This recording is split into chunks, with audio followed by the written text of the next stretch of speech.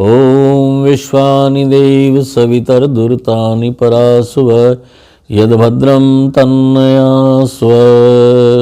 सम्मानित सज्जनों और देवियों, मेरा परिचय आचार्य धन कुमार शास्त्री, जन्मभूमि निरपुड़ा, वर्तमान पता गुराना रोड, संगम सनीम के पीछे शिव कॉलोनी, गली नंबर 1, मोबाइल नंबर 9758861334। ये जो उपदेश आप सुन रहे हैं, ये दिव्य ज्योति न्यूज चैनल के माध्यम से आप तक पहुंच रहे हैं। आप लोगों का नैतिक कर्तव्य है कि भावी पीढ़ी को ये चीज़ देने के लिए आप चैनल को सब्सक्राइब करें और लाइक करें। इससे युवाओं को बहुत सारी अपनी सांस्कृतिक चीज़ों की जानकारी होगी। इसी उद्देश्य से ये उपदेश आपको दिए जा रहे हैं। आज हम समाज में जहाँ बैठते हैं, सब लोग कहते हैं कि बच्चों के संस्कार बिगड़ गए हैं, संस्कार बिगड़ गए। जहाँ भी बैठते हैं यही चर्चा होती है, बच्चों के संस्कार बिगड़ गए, संस्कार बिगड़ गए। मैं हंसता हूँ और मैं पूछा करता हूँ कि आपने बच्चों को संस्कार दिए कौन से हैं जो बिगड़ गए हैं? अरे जब 16 संस्कारों में से एक भी संस्कार आपने नहीं दिया है तो फिर उनका बिगड़ा क्या है? तो आप तो उस दुकानदार की तरह से जिसकी दुकान में कोई सामान नहीं है और वो सवेरे खड़े होकर के शोर मचा रहा है, लोगों में तो लुट गया हूं, मैं तो लुट गया हूं, मैं तो लुट गया हूं। लोग पूछते क्या हो गया, नुकसान हो गया क्या? हाँ, बहुत बड़ा नुकसान हो गया। क्या क्या हो गया? दुकान में से क्या क्या सामान गया? नकदी गई है, सामान गया। कहने लगा नहीं, आश्चर्य तो यही सी बात का है कि न तो मेरी दुकान में कोई सामान था और कोई न नकदी गई और मैं लुट गया, लोगों में लुट गया। इस तरह की बातें करते, तो ऐसी बात करने वालों पर लोग हंसते हैं। ठीक, हमें भी इसीलिए हंसी आती है कि आज 16 संस्कारों में से कोई संस्कार होता नहीं और एक आध का नंबर आ जाता है, उसे पूरा करने नहीं देते। ज़्यादा 2 संस्कार होते हैं। नामकरण संस्कार होता है, उसे भी कहते हैं पंडित जी जल्दी निपटा देना। दूसरा विवाह संस्कार होता है तो उसमें भी जल्दी करते हैं, पंडित जी जल्दी कर देना। लड़की लड़के के दोनों पक्ष के लोग आते हैं कि जल्दी कर देना जी, फिर बहुत काम है, ब्याह के बहुत सारे काम है। तो ये विवाह से संबंधित नहीं है। तो अगर हम अपनी युवा पीढ़ी को, भावी पीढ़ी को संस्कार दें तो उनका कुछ नहीं बिगड़ सकता, बहुत बड़ा लाभ हो सकता है, पर हम दे नहीं रहे।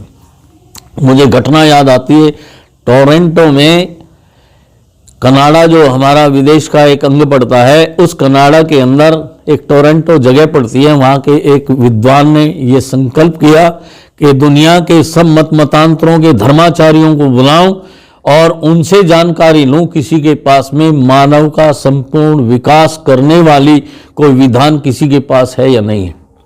3 दिन तक वो सम्मेलन चला।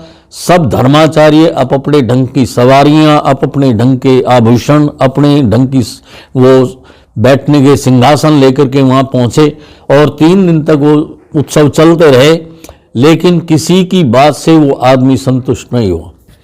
आखिर में बहुत तंग होकर के तीसरे दिन उसने बड़े दुखी हृदय से लोगों को कहा, भाई आप लोग मेरे यहाँ आए, मैं आपका हृदय से धन्यवाद करता हूँ और मैं घोषणा करता हूँ कि ये सम्मेलन आज समाप्त हो रहा है। लेकिन इतना खर्च करने के बाद, इतने लोगों को बुलाने के बाद मेरी संतुष्टि नहीं हुई है। मैं भारी मन से सब लोगों को विदा करता हूँ, सब अपने स्थान को जाओ। किसी की हिम्मत नहीं पड़ी। एक साधारण से आदमी ने खड़े होकर के पूछा, महानुभाव आपकी अंतर पीड़ा क्या है, उसको मुझे बताओ। उसने कहा कि मैं ये जानना चाहता हूँ, ये सारे जितने धर्माचार्य बैठे हुए थे, तो मैं ये जानना चाहता कि इनके पास में मनुष्य का संपूर्ण विकास करने का संविधान किसी के पास है या नहीं है। तो लेकिन इन्होंने और बातों में टाइम खत्म किया, मुझे कोई उपलब्धि नहीं हुई, इसलिए मैं दुखी हृदय से सबको यहाँ से विदा कर रहा हूँ। उस साधारण से दिखने वाले व्यक्ति ने खड़े होकर के कहा, महानुभाव, साधारण से दिखने वाले आदमी ने अपने झोले में से एक पुस्तक निकाली और निकाल करके दुनिया के विद्वानों के सामने खड़े होकर के कहा, महानुभाव, मेरे पास में दुनिया का संपूर्ण विकास करने का, मानव का संपूर्ण मानव बनाने का संविधान है, ये पुस्तक है। आप लोगों को आश्चर्य होना चाहिए कि जिस समय उस पुस्तक को निकाल करके दुनिया के लोगों के सामने दिखाया तो उस पुस्तक का नाम था संस्कार विधि, और वो पूज्यपाद स्वामी दयानंद जी महाराज द्वारा प्रतिपादित पुस्तक है जिसमें 16 संस्कारों का वर्णन है। उसने कहा, महाराज ये संविधान है जो मानव का पूर्ण विकास कर सकता है। पूर्ण मानव बना सकता है। ये संस्कारों की वो विधि है जिसके द्वारा हम जो समाज को संस्कार देना चाहते हैं, ऐसे सुंदर नागरिक बनाने की ये स्कीम है, इसको मैं आपके सामने प्रस्तुत करता हूं। सारी दुनिया के विद्वान आश्चर्यचकित हो गए और कहने लगे, साधारण से व्यक्ति के पास में संपूर्ण मानव का विकास करने का संविधान है। तो उस व्यक्ति ने उनको आदर पूर्वक बुलाया कि आप इसकी समीक्षा कीजिएगा। तो उस समय समीक्षा करने के लिए वो आदमी सामने आया तो उसने कहा कि महानुभाव, इसमें 16 संस्कारों का वर्णन है। सबसे पहला जो संस्कार है जिसका नाम हम गर्भाधान संस्कार कहते हैं, निषेचन संस्कार कहते हैं, तो उसमें वो कहते हैं कि ये हमें तैयारी करनी पड़ती है। अगर हम ऊंचे दर्जे की संतान पैदा करना चाहते हैं तो माता पिता को संस्कारित पहले होना पड़ेगा, और वो अपने आप को जब ढाल करके चलेंगे तो संतान जैसी चाहेंगी वैसी पैदा हो सकेंगी। उदाहरण के रूप में एक किसान के पास में छोटा सा खेत है जिसकी लंबाई और चौड़ाई ज़्यादा नहीं, 1 बीघा मान करके चलो, और उस खेत में वो गेहूं की फसल बोना चाहता है। तो पहले उस खेत को तैयार करना पड़ेगा, जोत जोत करके उसकी मिट्टी को इतना भुरभुरा करना पड़ेगा कि अगर कच्चे घड़े में पानी भर करके उसमें छोड़ दिया जाए तो घड़ा फूटना नहीं चाहिए, तो उसमें गेहूं की अच्छी फसल होगी। दूसरे, उसी खेत को जोत करके अगर मोटे मोटे मिट्टी के ढेले छोड़े जाएं और उसमें चने की फसल ली जाए तो चना बहुत अच्छा पैदा होगा। इसलिए खेत को इस तरह का तैयार करना पड़ेगा। अगर उसी खेत में से चने के बाद हम धान की फसल लेना चाहते हैं तो मिट्टी को जोत जोत करके इतनी बारीक करनी पड़ेगी कि पानी को सोख सोख करके उसके कण आपस में मिल जाएं और पानी कई दिन तक उसमें थमा रहे।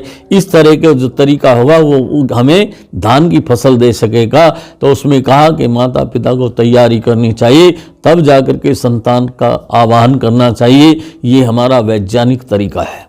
उसके पश्चात जब बच्चा माँ के पेट में होता है तो उस समय 3 महीने के बाद में एक संस्कार होता है जिसका नाम पुंसवन संस्कार है। अच्छी प्रकार से बच्चे के अंग प्रत्यंग विकसित हों, इसलिए वहाँ माता पिता को अपने खान पान का, आचार विचार का ध्यान रख करके उसके पालन पोषण की तैयारी करना चाहिए। और जब 8वां महीना होता है उस समय बच्चे का एक संस्कार होता है जिसका नाम सीमांतोन्नयन संस्कार है। उस संस्कार को करने के लिए स्वामी जी लिखते हैं कि इस संस्कार को करें। यज्ञ आदि करने के बाद वीणा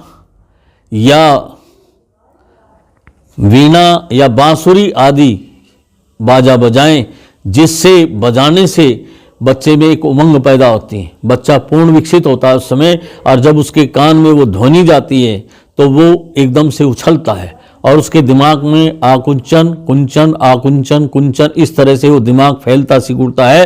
तो उसके दिमाग में जो जमी हुई गंदगी है वो सारी जो है लैट्रिन के रास्ते, टट्टी के रास्ते बाहर निकल जाती है, और उस बालक को कभी भी जीवन में मानसिक रोग नहीं होगा। ये आज के डॉक्टरों ने, जो मानसिक रोग के डॉक्टर हैं, उनका ये कहना है कि जिस बच्चे का ये 8वें महीने में संस्कार हुआ होगा सीमांतोन्नयन, उस बच्चे को कभी मानसिक रोग नहीं होगा। इसलिए हमारे ऋषियों ने व्यवस्था दी है। अब जहाँ वाद्य यंत्रों की बात आई है, वहाँ डीजे बजाने के लिए स्वामी जी ने नहीं कहा। अगर डीजे बजेगा तो फिर ऐसे ही गब्बर सिंह पैदा होंगे जैसे डीजे में बताए जा रहे हैं। अगर अपनी सुसंतान बनाना चाहते हैं तो वहाँ बांसुरी और वीणा आदि की उन्होंने वो दी है व्यवस्था, वो व्यवस्था करनी चाहिए। और उसके बाद में फिर अगला संस्कार आता है जिसका नाम है जात कर्म संस्कार। जिस समय बच्चा पैदा हो, स्वामी जी लिखते हैं, बच्चे के पैदा होते ही दाई जो है साफ कपड़े से उसे पोंछ करके उसके पिता को दे। पिता सोने की सलाई से शहद में डुबो करके बच्चे की जीभ पर ओम लिखे और उसके कान में वेदोसी कहे। इस तरह से संस्कार देते हुए चलते चले जाएं। फिर बच्चे का नामकरण संस्कार हो। नामकरण संस्कार में स्वामी जी लिखते हैं कि बच्चों का नाम सुंदर रखना चाहिए, सरल रखना चाहिए, सार्थक रखना चाहिए, और शब्दों आदि की व्यवस्था दी है। ये अक्षर आने चाहिए तो नाम सुंदर और सार्थक रखने चाहिए, उन्होंने व्यवस्था दी है। उसके बाद में फिर कर्णवेद संस्कार होता है। कान की एक नस बींदी जाती है जिसका वैज्ञानिक प्रभाव ये है कि हमारा जो अधोभाग है उसमें अगर कोई रोग है, पेशाब टट्टी के रास्ते पर अगर कोई रोग है तो उससे छुटकारा पाने के लिए हमारे यहाँ नस बींदी जाती है, आज भी प्रचलन में है। और उसके साथ में हमारे 16 संस्कारों का क्रम ही आगे बढ़ता चला जाता है। अगर हम ये संस्कार बच्चों को दें तो उनका कुछ अगर बिगाड़ आते तो उलाहना दे सकते हैं। जब हमने कुछ दिया ही नहीं तो हम कैसे कह सकते हैं कि बच्चों के संस्कार बिगड़ गए। इसलिए अगर आप अपने बच्चों को संस्कार दें और फिर वो बिगाड़ आता है तो उसको उलाहना देने के आप हकदार हैं। नहीं तो आप उत्तम संस्कार दें। निश्चित रूप से माता और पिताओं के इस प्रभाव से बच्चे इतने उत्तम बने जिसके 2 उदाहरण इतिहास में हैं। सबसे पहले माता मदालसा का है, उसने अपने संस्कारों के अनुसार बच्चों को पैदा किया। 3 साधु बन करके गए। अंत में राजा ने जब मांग की कि एक राजा दो तो उन्होंने अपने खान पान विचार के आधार पर फिर एक संतान राजा के रूप में दी।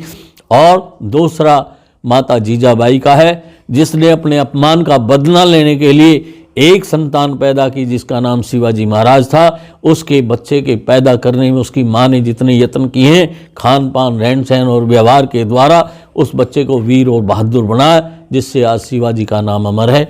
अगर आप अपने बच्चों को संस्कार दें तो आप उन संस्कारों के माध्यम से उत्तम नागरिक इस समाज को दे सकते हैं। संतान को उत्तम बनाने की जिम्मेवारी आप सबकी है।